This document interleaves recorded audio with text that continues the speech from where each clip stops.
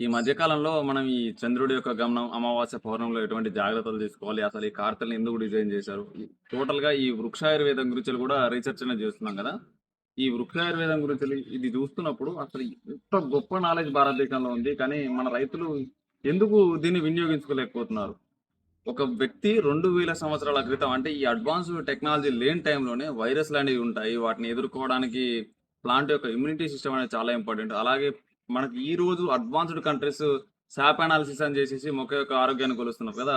వీటన్నిటిని 2000 సంవత్సరాల క్రితమే సురపాలుడు రస థియరీ ఆధారంగా పంచభూతాల యొక్క యాక్టివిటీ ఆధారంగా ఏ విధంగా కనుక్కున్నాడు. ఈరోజు మనం కనుక్కున్నటువంటి మైక్రో బయాలజీని కూడా ఆయన ఎప్పుడో ఒక 2000 సంవత్సరాల క్రితం చెప్పగలిగాడు. అయినా ఈరోజు మన భారతదేశంలో ప్రతి ఒక్క రైతన్న కూడా ఈ యొక్క టెక్నాలజీని అందుకోలేకపోతున్నాడు.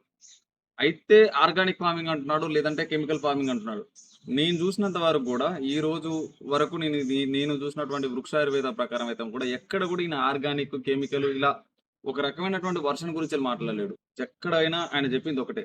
ముందు మీరు మీ యొక్క మొక్కని అర్థం చేసుకోవడానికి స్టార్ట్ చేయండి.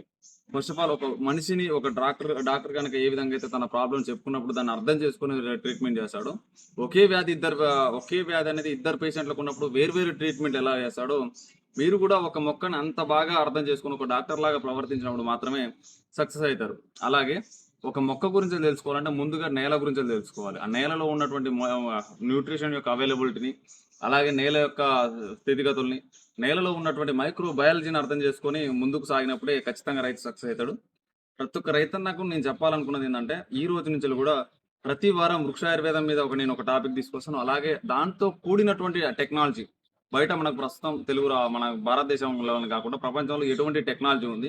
ఈ టెక్నాలజీ పరంగా మొక్కని ఏ విధంగా అర్థం చేసుకోవాలి? ఎటువంటి యాక్టివిటీస్ చేసినప్పుడు ఆర్గానిక్ ఫార్మింగ్, కెమికల్ ఫార్మింగ్ అని కాకుండా రీజనరేటివ్ అగ్రికల్చర్‌లో, సస్టైనబుల్ అగ్రికల్చర్‌లో మీరు సక్సెస్ అవ్వడానికి కావాల్సినటువంటి వీడియో సీరీస్ అనేది నేను చేస్తాను. 100% తెలుగు యువ రైతుని ఫాలో అవ్వండి. మీకు ఎటువంటి సందేహాలున్నా వాట్సాప్ ద్వారా సంప్రదించండి. మైగ్రేన్ తట్టుకోలేకనే హెడేక్, స్వెట్స్ కూడా పెట్టుకోవాల్సొస్తుంది. కాబట్టి కాల్స్ రూపంలో కాకుండా మెసేజ్ రూపంలో మీరు నాకు మెసేజ్ చేసినట్లయితే ఖచ్చితంగా మీకు రిప్లై ఇస్తాం. జై హింద్, జై జవాన్, జై కిసాన్.